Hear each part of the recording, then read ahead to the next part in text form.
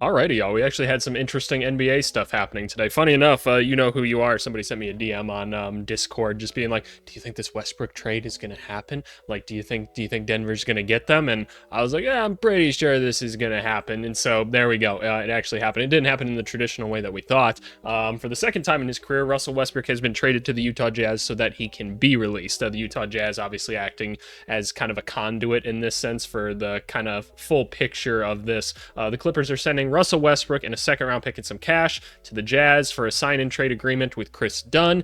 So in this instance, right, we don't know what the contract exactly is with Chris Dunn yet, and we'll talk about Chris Dunn very briefly for a second. But honestly, I think this is a pretty good move. All said and done, this is a way for the Jazz to get something for Chris Dunn, who they weren't interested in bringing back. Even though like Chris Dunn had a pretty solid season for him, I guess we can talk about Chris Dunn just like really quick.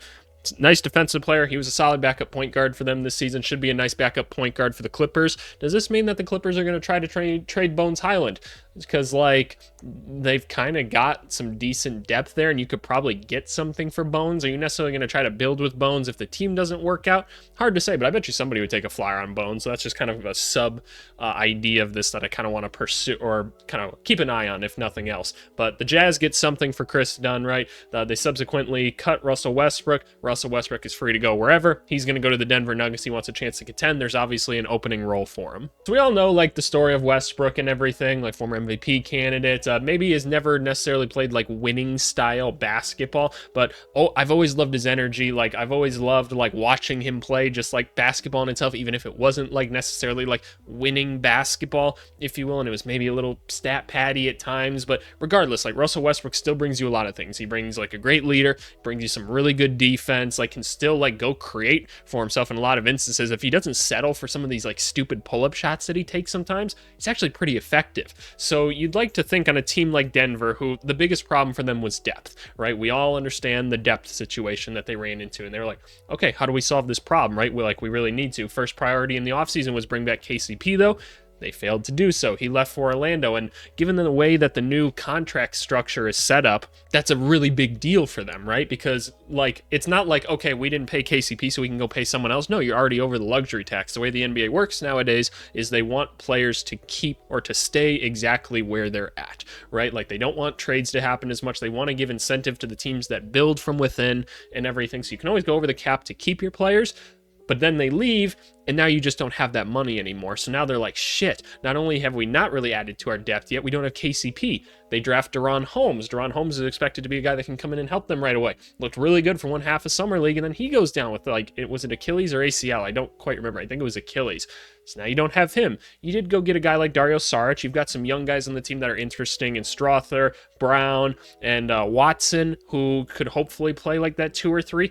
We don't think that necessarily any of them are ready. I'm a little bit optimistic with Strother, actually. So that's kind of a whole nother thing. But you're like, okay, where do we go now? So we've got like 2 or 3 kind of interesting bench players. We'll see what kind of happens with Saric. Now you've thrown in Russell Westbrook, and that's a definite improvement, right? So Westbrook's an improvement. We understand that point. He's needed on the team. He can fill starting point guard role as needed. He can be an energy guy. He should be able to play off Jokic and be a good cutter and stuff like that. He's a smart basketball player at the end of the day. That's fine, right? So we should be able to make an improvement based off this. You haven't filled your need necessarily yet, but depth nonetheless is something big that they really needed to address, and so I think that this is a good way to do that. I also think that this gives them an opportunity to kind of push and transition a little bit more, gives them a little bit more size at the guard. There probably could be some moments where you do like a Westbrook Jamal Murray type thing. I'm not saying that's a lineup you necessarily want to do a ton, but I'm just saying it's possible because Westbrook can guard a couple different people. He is getting older, right? And you wonder at how much longer can he just keep being the little energizer bunny that he is, and we just don't know, because for the time being he's still got it. Everybody that I've heard just is like, yeah, dude just has unlimited energy.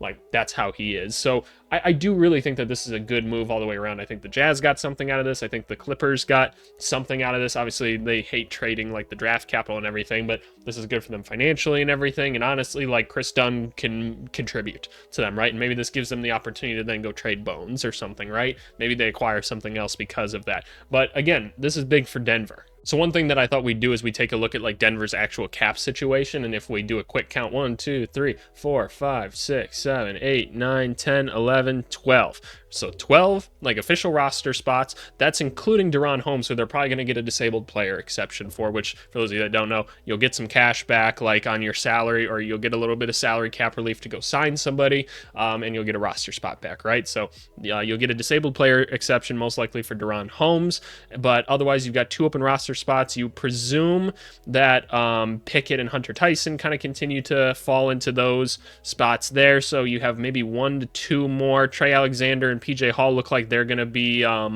what's the term, two-way players, right? Two-way players. Trey Alexander's actually looked pretty solid in summer league, so maybe he could get a roster spot too. But if you get these guys for 2 ways, that's pretty good. So you might have 1 more spot to give once you get the disabled player exception.